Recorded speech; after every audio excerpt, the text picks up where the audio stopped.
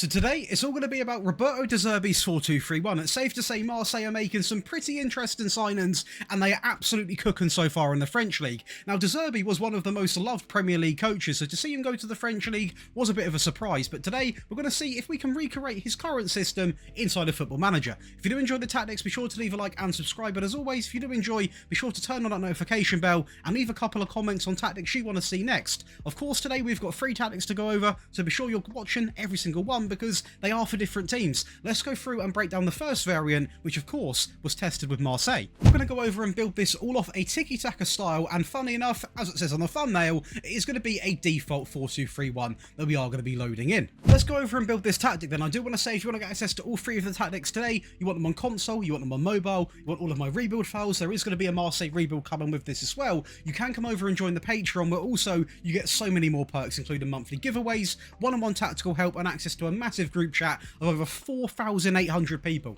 So do come on over. If you like Football Manager, you're missing out. I'll be seeing you over there, but let's go through and talk about this 4-2-3-1. So the goalkeeper is going to be a sweeper keeper, actually set to attack. The first time in a long time we've had that on this channel, and honestly, it's quite refreshing to change it up a little bit. Going over to both of the centre-backs, they are going to consist of 2 ball-playing defenders, who are simply going to be both on the default, because naturally, they're going to be taking more passing risks, and they're going to be holding their position. The 2 things I'd want them to be doing. Now, instead of wing backs, we have gone with fullbacks for this system, because I do think it's a little bit more accurate. They are both going to actually be set both on attack, so again, if you like attacking fullbacks, this is going to be a system you're probably going to love quite a fair bit. They are going to have some instructions. On the right hand side, we are going to have him set to take more risks, cross from the byline, and also run wide with the ball, and that is going to be exactly the same for the left hand side as well. So run wide, take more risks, and also cross from the byline. So make sure you have got good fullbacks in this system. Marseille have actually got quite good attacking fullbacks, so that is exactly why we have gone and done this. And to be honest with you, if you haven't got good fullbacks, there's several on the market you can pick up for quite a reasonable price. Just look for things like pace, good crossing, and you will be completely fine. Now, going over to the 2 deeper options in midfield, it is going to be more of a DM-orientated 4-2-3-1 opposed to more of a pushed-up 4-2-3-1. We are going to go over and look at the players. So on the right-hand side, we are going to go over DM, who is simply going to be set to support, and we are going to have him on a couple of instructions. They are going to consist of get further forwards and also tackle harder. Now, the thing about this DM is he is obviously going to be sitting deep, protecting the back line, but it's quite an attacking system, so I want him to get forwards and not be afraid of getting forwards while he's doing it, and that's exactly why we've added on get further forwards. And to partner him, we're not going to go with another attacking role like get a further forward role. We are going to have him as a deep lying playmaker on support, and we are going to actually have him certainly on dribble less and tackle harder, which means that there's always going to be one of these players sitting deep, the deep lying playmaker, not dribbling with the ball. He will never really push above the halfway line, which is perfect because that means the DM can do so if he wants to, and just having that extra man up front, it helps out a lot, trust me. Now, going up to the higher ends of the field, we are going to go with an inside forward on support on the right hand side, and on the left we are also going to go and match that with another supportive role. Now, we are going to have some instructions.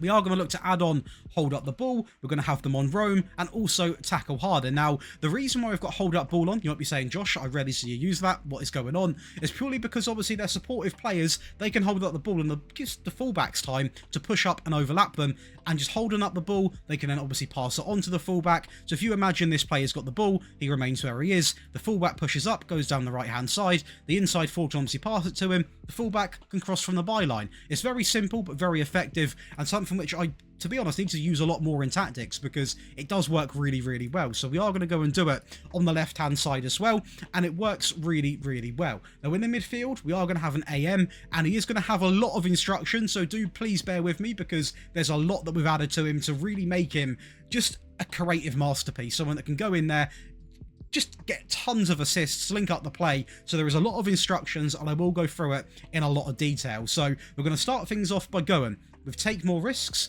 We're going to have him set to dribble more. We're going to have him set to shoot more, roam, and also we're going to have him move into the channels and tackle harder. So I'll pause it for a second because there's a lot. Take more risks, dribble more, shoot more often, roam, move into the channels, and tackle harder. Now, the reason why there's so many instructions because this guy is probably the most important player in the team. So make sure you've got a good, well-rounded attacking midfield player. There are a couple of things you can do. Say your attacking midfield player is great. He can pass, he's got good dribbling, but Josh, he can't finish. His shooting's awful. You can remove shoot more often, but it did help having another player that is having a lot of crack at the goal. But of course, if you haven't got that player, do not have shoot more often on. And lastly, to finish it off, we are going to deploy the advanced forward who is going to go on attack, and he is simply going to be set to tackle harder. Now, this team, it actually went a lot of games unbeaten, as you've seen on the thumbnail. It was a real joy to use, but of course, we've got to go over the team instructions. So let's go and do that right now. Let's not waste another minute. So we are going to go with, in possession, by the way, all built off the tiki-taka on the positive mentality. We are going to go down to fairly narrow, compress the team, the passes are a lot easier to make, and this works really, really well. We're going to focus down the left and the right-hand side while playing out from the back. We've got 2 ball-playing defenders, 2 players in front of them. You may as well play out from the back, build up from the back. It's what a lot of the modern coaches do. The final third, we are going to go with low crosses. Again, we're not really hitting a target man, so low crosses are the great option, and the fullbacks usually almost get into the box with their crosses. They push really high up, so it's really good to actually have that cutback option, and it usually is most effective when you're hitting the low crosses. We are also going to go with a shorter passing directness, and we are going to max out the tempo while being more expressive. So again, it's actually quite an attacking 4-2-3-1. In transition, we are going to counter press, we're going to counter, play to the centre backs while taking short goal kicks. Again, we've got 2 ball-playing defenders, you may as well distribute to them. And lastly, out of possession, we are going to go with the high press line of engagement, the much higher defensive line, get stuck in, prevent short goalkeeper distribution, and as for the trigger press, we're going to go and max it out. Now, this is the tactic that we are going to test with Marseille with. Remember, Marseille are not a powerhouse in the French league by any means of the imagination on this game. We have got the new sort of signings in place, we've got a fantastic tactic. How well did we do? It's safe to say we enjoyed a great season with Marseille. I mean, we are going to lift the French Cup 6-1 over Paris FC. No, that is not PSG. Just to put that to bed. Paris FC, a 6-1 win. We are going to win the French League, though, quite convincingly, only losing 1 game. That is going to be against not even PSG, which means we've done the double over PSG, which is really good to see. Wahi and Greenwood first and second when it comes to the goals being scored. Greenwood with the highest average rating, and then Harrett in second place. We've got Harrett and also Ronier coming in with first and third when it comes to the most assists, and also we are going to pick up the second most amount of clean sheets. Now, going over to the stats, we are scoring 145 goals in the competition, 719 shots for, fewest shots against at 158, the fewest conceded, and the most clean sheets. We're looking like PSG. Possession-wise, incredibly solid as well. 61% of the ball, a little bit behind PSG, but considering we have won both trophies, scored more goals, conceded less, can PSG have one stat line?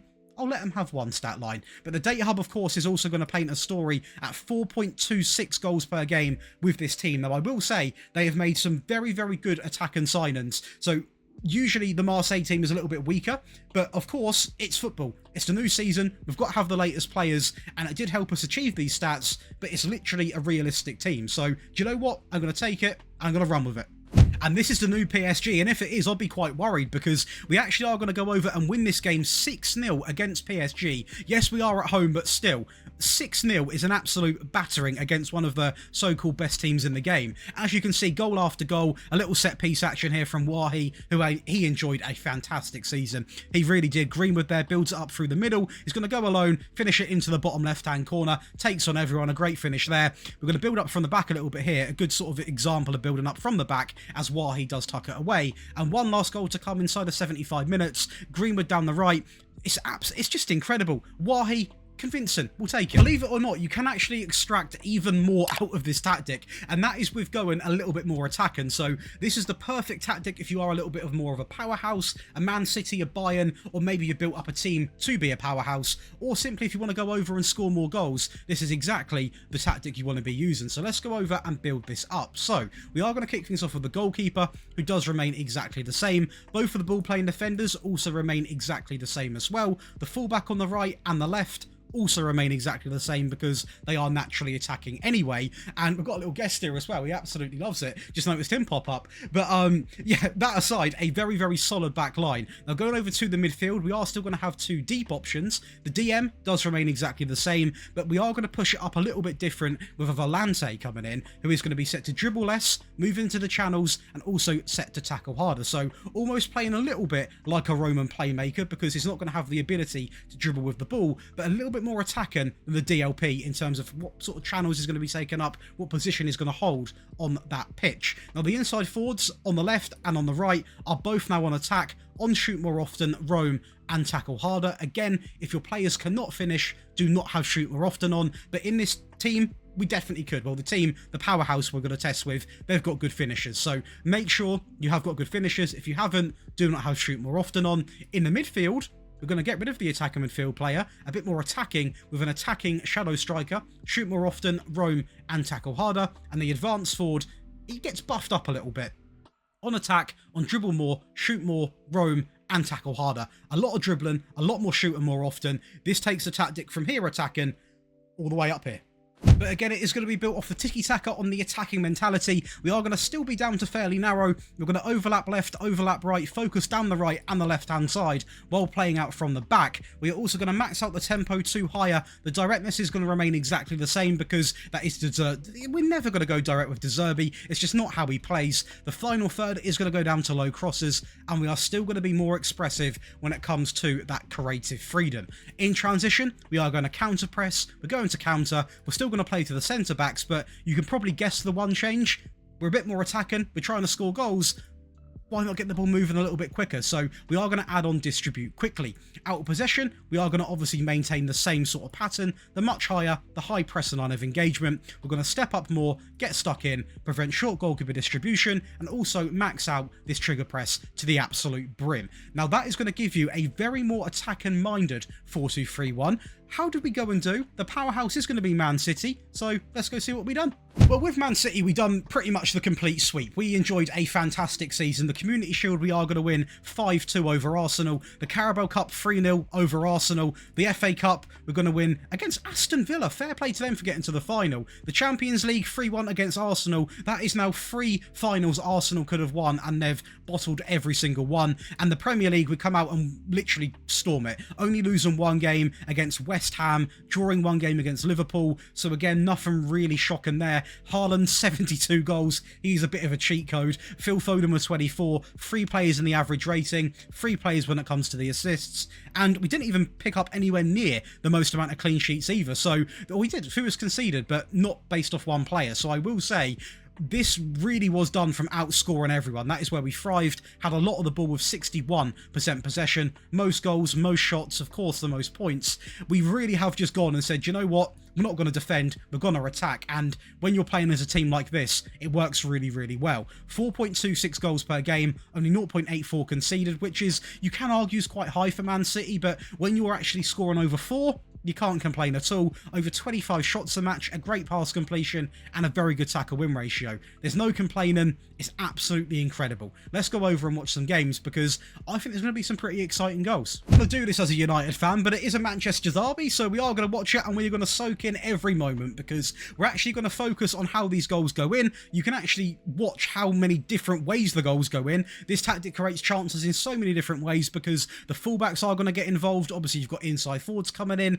having shots. We're not afraid to get the ball in the box either. As you've seen there, we're back-to-back goals. Set pieces, the whole shebang, even Guavardio getting involved there. To Ruben Diaz, a centre-back partnership there, as Ruben Diaz scores another goal with Bernardo Silva into De Bruyne, going through one-on-one, who sticks it into the top left-hand corner. And from this point onwards, the only negative was this goal we ended up conceding here from Luke Shaw, who turns into prime Mbappe with a little cut-in. But it didn't really matter as De Bruyne goes down the right into Rodrigo, back inside, and that's probably the most attractive goal we scored. Now over to a tactic where maybe you're playing as a bit of a weaker team or you're trying to defend a game out, because we do cover every single aspect of team on this tactic channel. Of course, we're going over a default tactic, which you saw with Marseille, the attacking one with Man City. We are now going to have 2 more teams, which are going to be with Millwall and Freiburg. So 2 serious underdogs in their relative leagues. And the tactic does change to sort of favour getting results with those teams. So the goalkeeper remains the same, as does both of the ball-playing defenders. The fullbacks, back to support on run wide and tackle harder. So that's your first real core change. Not very attacking fullbacks at all. 2 DMs come in who are going to be almost the same, but the one on the left I'm going to have on dribble less. So what you do in this situation is the one who's a little bit better on the ball going forwards, you'd have him in this position. The one that isn't, you'd have him on the left-hand side. The inside forward on the right and on the left are on pass it shorter, roam, and also tackle harder. The AM on pass it shorter, cross less, roam, move into channels, and tackle harder, all on support. And the advanced forward simply on attack, on tackle harder. But let's go over and actually go through these team instructions. We are actually be working off a balanced mentality. Off the balanced mentality, again on the tiki-taka style, we are going to go down too fairly narrow. We're going to play out from the back because we've still got those two ball-playing defenders. We've got two DMs sitting quite deep. The tempo is going to remain in the middle. We're going to go all the way down to much shorter, and we are also going to select dribble less, with low crosses being selected. Now, I will say, if you are playing this to defend a game out with, so say you're in the last 10-20 minutes, you're not going into a game with this, make sure you've got time wasting on. I don't have it on when you download these from the Patreon because a lot of people will just download whatever and plug and play it basically. So I don't want people time wasted from the get-go. Only have time wasted on if you're trying to defend a game out. And again, if you've got my set pieces, make sure you're using them because they'll get you an extra 10-20 goals a season. In transition, we are going to counter press. We're going to hold the shape when we've got the ball again. You probably noticed it with the in possession, the pass at shorter mentality. We are actually going down a much more sort of controlling route opposed to a very attacking, free-flowing style of football. We're going to slow the pace down with the goalkeeper and we're going to roll the ball out to anyone across that back line. Again, nice simple options, very low risk, and yes, you're not going to score as many goals, but you're going to have a lot more possession and a lot more control of the game, which with these smaller teams is actually a really good idea to do. And lastly, out of possession, we are going to go with the high press line of engagement. We're going to deploy the higher defensive line, and a trigger press is going to be set to more often. So again, it is still going to be semi-intense in terms of the trigger press. We're still going to be fighting, but as you can see just from the overall shape, a lot more reserved, a lot more of supportive roles being in the team as well, more possession focused, more control focused. But the real question is, how well did it work with Freiburg and Millwall? I think we're going to start with Millwall. Millwall probably might be the most impressive result, to be honest, because we actually get to two semi-finals of both English Cups. Well, unfortunately, we play Man City and Arsenal, so we're never going to win them, but getting to two semi-finals with a team in the Sky Bet Championship, a very weak team in that league as well, is a big achievement. But the main achievement, of course, is going to be actually winning the championship, only losing 5 games. We've got a player with the first most goals being scored with 44, and also Fleming coming in 3rd place. We are also going to go ahead and look at the average rating here. We've got one player in 1st place with 7.4, and we've also got Bradshaw in 3rd place with a 7.38. We've got Honey there with 21 assists, and also Brian coming in with 17. And this is just to show you guys that even with a team like Millwall, you can come out and still play good attacking football. We had a decent level of possession. I will say we are Millwall. We have not got the quality to actually compete with a Southampton when it comes to possession, but we're inside the top 5. We're scoring, outscoring everyone, the most shots. Defensively, we're not awful, but of course our real bread and butter is the goals we're scoring and the possession we're managing with a team like Millwall. Now the data hub we are going to go and look at, it is going to be 2.85, 1.15 conceded, so still scoring way over double to what we are going to be conceding. Over 17 shots a game, a very high pass completion, and a good tackle win ratio. And as you can see, we're scoring a high number of goals per 90 minutes compared to the average, which I'll take. And then, I mean, with Freiburg, we almost done exactly the same. In terms of impressing, it is really, really strong. We're going to win the Bundesliga over Bayern, Leipzig, Dortmund. Where are Bayer Leverkusen? I'm being blind. They're in 8th place. That's an awful season. Unfortunately, the Pockle didn't go too pretty. We probably could have beaten Leipzig as well, considering how well we've done in the league, but I'm not going to be too annoyed because it's a very, very, very strong season. With top goal scorer, second top goal scorer as well, 3 players in the average rating, the most assists, we're going to absolutely storm that. And again, it is going to be that attack and display we're showing. Possession, incredibly strong. 3rd place with 57% of the ball. Most goals at 117, outscoring Bayern, Bochum, Leipzig, Dortmund, Bayer Leverkusen, Augsburg, Hoffenheim, outscoring a lot of them. So again, it is going to be our attack and display. Defensively, we're not awful, but we are going to be in 3rd place. Clean sheets, we're going to be down in 6th place. So the goals being scored is going to be our bread and butter. The data hub, I imagine, is going to be somewhat similar to Millwall. So not a goal conceded and actually 3.4 scored. So quite a little bit better than Millwall, to be honest. Nearly 21 shots a game and an 89% pass completion. The tackle win ratio, not as great as what I have seen in past tactics, but that's probably the only weakness, to be honest. And if you are fussed about that, you could tell your players to stay on their feet and that stat line would be improved. But to be honest,